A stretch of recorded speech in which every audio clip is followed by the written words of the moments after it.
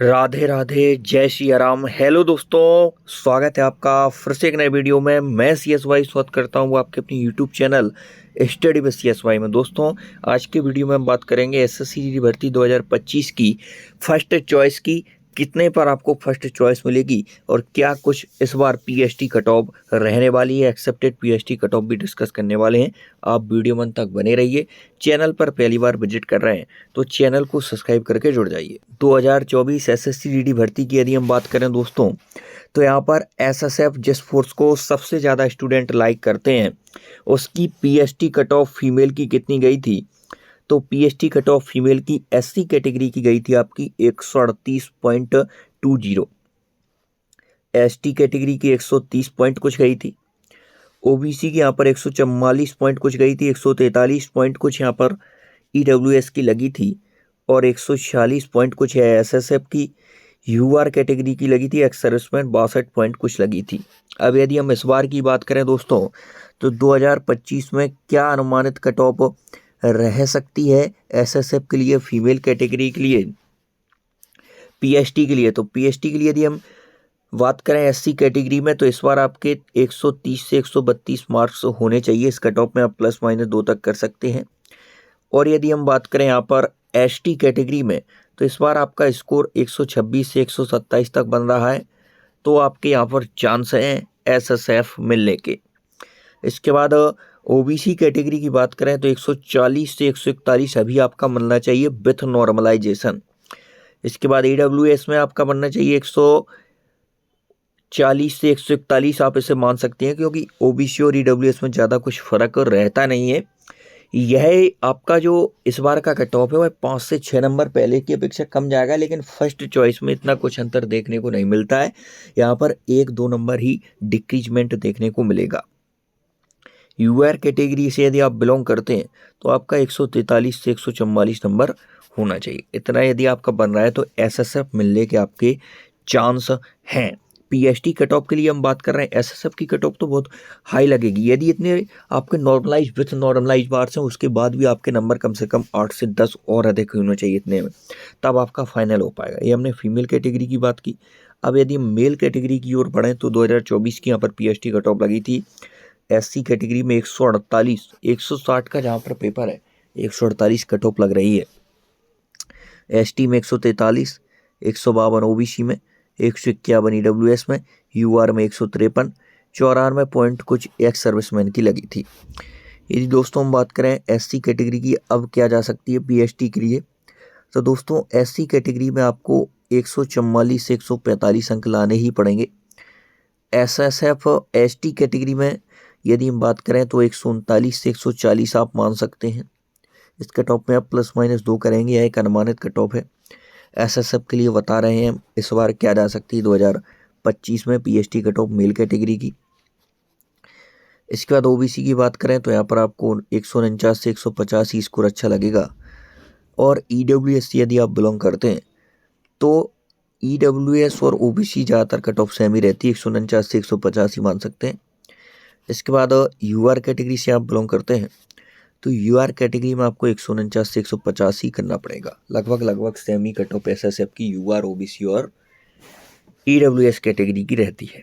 तो दोस्तों, अब ये क्या लिखा है, स्टार लगा के, इंक्लूडेड 382 EWS, मतलब UR में किसे किसे काउंट किया जाता है? UR फाइनल में कुछ UR से अभी भी क्वालिफाई होंगे UR की कट ऑफ में PST, लेकिन फाइनल UR में कौन काउंट होता है? जिसकी एज आती है आपकी 23 साल, 18 से 23 साल रहती है, वो चाहे कौन सी कैटेगरी से हो। यदि वह UR की कट ऑफ क्वालिफाई करता है तो उसे UR कैटेगरी में डाल दिया जाता है। यदि आपकी एज आपकी कैटेगरी में आ रही है तो आपको आपकी कैटेगरी में ही डाल दिया जाता है। दोस्तों, यहाँ तक हमने बड़े अच्छे तरीके से देखा कि आपकी कट ऑफ इस बार अनुमानित किया जा सकती है SSF के लिए। इससे आपके 8 से 10 नंबर प्लस है तो आपकी फर्स्ट चॉइस पक्की है। रेड जोन वाले स्टेट कौन से होते हैं यहाँ पर SSC GD में जिनकी कट ऑफ बहुत ज़्यादा आई जाएगी? UP है, इसकी कट ऑफ बहुत ज़्यादा आई जाती है। MP है, राजस्थान है, इसके बाद आप बिहार मान सकते हैं, इसके बाद दिल्ली मान सकते हैं, इसके बाद उत्तराखंड आप मान सकते हैं, यह 5 से 6 स्टेट, 1-2 स्टेट ऑफ आप इसमें हिमाचल वगैरह इंक्लूड करेंगे तो 7 से 8 स्टेट ऐसी है जिनकी कट ऑफ बहुत ज़्यादा हाई जाती है। इन स्टेट में यदि हम बात करें तो आपके अभी भी नंबर पीएचडी कट ऑफ के लिए 125 से 126 प्लस ही होने चाहिए। आप किसी भी कैटेगरी से वेरी करते हैं, वो बात अलग है कि नक्सल एरिया और बॉर्डर एरिया से यदि आप हैं तो इसमें आपको बहुत ज़्यादा डिफरेंस देखने को मिलता है। यूपी, एमपी और यहाँ तक हम बात करें पंजाब, इन 2-3 राज्य की हमने सेपरेट कट ऑफ बनाई है। उसकी लिंक आपको इस वीडियो के नीचे मिल जाएगी, वह आप देख लेंगे तो पूरा समझ जाएंगे कि आपका पीएचडी कट ऑफ में नाम आने वाला है कि नहीं। Study with CSY YouTube channel का यह अपना ऑफिशियल टेलीग्राम चैनल है, लिंक डिस्क्रिप्शन बॉक्स में है, इससे जुड़ना न भूलें। जैसे आरपीएफ की आंसर की रिलीज हुई तुरंत इस पर लिंक डाल दी गई। कोई भी नई भर्ती के बारे में कोई प्रोसेस, कोई फिजिकल बदलाव कुछ भी होता है, इस पर सबसे पहले अपडेट कर दिया जाता है। तो इस प्रकार की अपडेट सबसे पहले प्राप्त करने के लिए study with CSY YouTube channel के टेलीग्राम चैनल से जरूर जुड़ें। 2025 की यदि हम रिक्तियों की बात करें दोस्तों, तो यहाँ पर आप देखेंगे तो SSF की रिक्तियाँ यहाँ पर मेल कैटेगरी के लिए मात्र 35 हैं और यहाँ पर फीमेल कैटेगरी में तो SSF की एक भी वैकेंसी है ही नहीं। यदि हम बात करें दोस्तों CISF की, जो सेकंड नंबर पर सबसे ज़्यादा चॉइस रहती है स्टूडेंट की, तो CISF की वैकेंसियाँ आपको इस बार 6430 देखने को मिल रही हैं और जो फीमेल कैटेगरी में मात्र 715 हैं। यदि यहाँ पर हम इम्पोर्टेंट डेट्स की बात कर लें तो दोस्तों यहाँ पर आपकी रिजल्ट की डेट क्या हो सकती है, तो रिजल्ट आपका मार्च लास्ट मान सकते हैं। यदि मार्च लास्ट में नहीं आता है तो फिर आपका मिड अप्रैल में आपके रिजल्ट आने की प्रोबेबिलिटी यहाँ पर बन रही है। उसके बाद फिजिकल में RFID के नोटिस अभी वायरल हो रहे हैं कि RFID चिप का यूज होगा। तो दोस्तों इस पर अभी 100% कह पाना एक मूर्खता होगी, अभी कोई ऑफिशियल नोटिस नहीं आया है।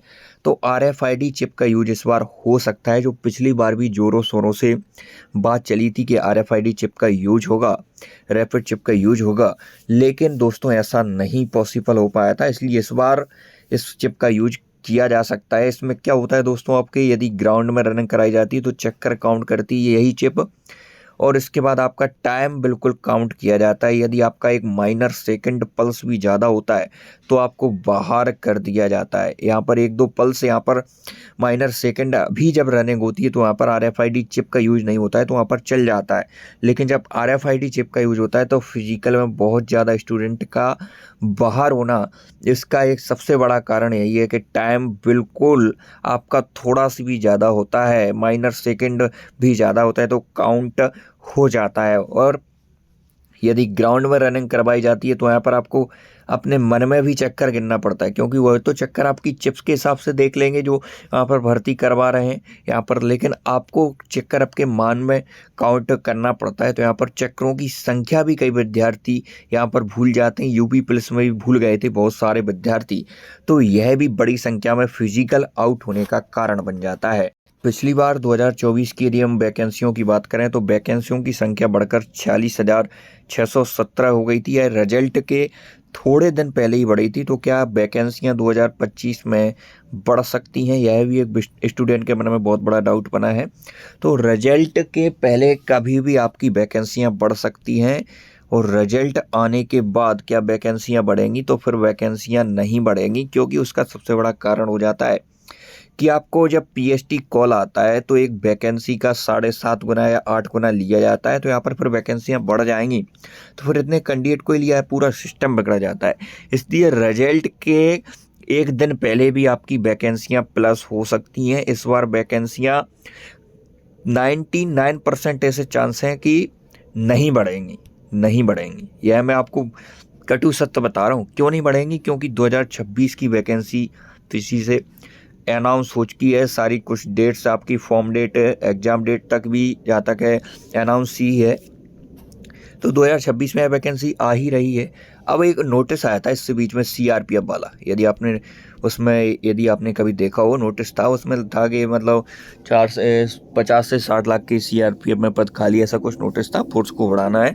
यदि वह इसमें अप्लाई हो जाता है तो आपको 2024 में जो वैकेंसियाँ हैं वह बढ़ने की 99% फिर चांस हो जाएंगी, जो अभी नहीं है वह होने बदल जाएंगी यदि नोटिस की सत्यता रहती है। तो दोस्तों ये हमने यहाँ तक क्लियर किया कि वैकेंसियों की संख्या बढ़ सकती है कि नहीं। अब यदि हम देखें, पिछली बार एसएसएफ के पद 222 थे, यहाँ पर एनसीबी की बिल्कुल जगह नहीं थी जो इस बार हैं। एनसीबी के इस बार पद हैं। सीएसएफ 11,558 थी।